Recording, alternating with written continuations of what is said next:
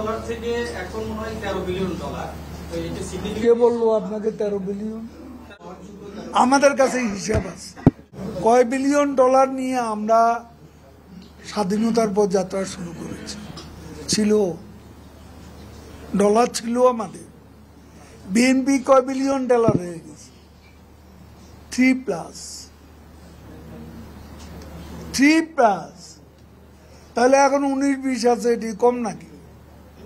এটা আরো বাড়তেও পারে, কারণ আমাদের রপ্তানি এখন আমাদের রপ্তানি আয় বাড়ছে, আমাদের রেমিটেন্সও বাড়ছে।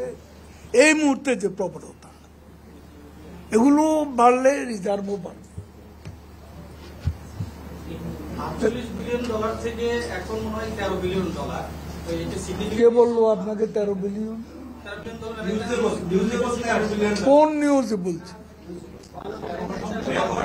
হ্যাঁ, আমাদের কাছে হিসাব আছে।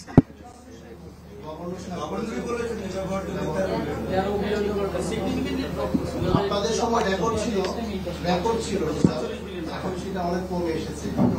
তাহলে গভর্নরকে জিজ্ঞেস করুন যে কি কারণে এটা এই পর্যায়ে আসলো।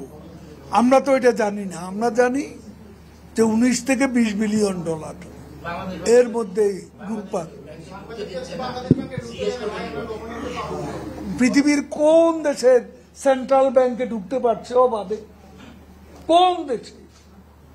ভারতের সেন্ট্রাল ব্যাংকে কি, ফেডারেল ব্যাংকে কি ঢুকতে পারছে কেউ? কেন ঢুকবে? সব ওয়েবসাইটে আছে। আপনার জানবার বিষয়, আপনি ভিতরে ঢুকবেন কেন?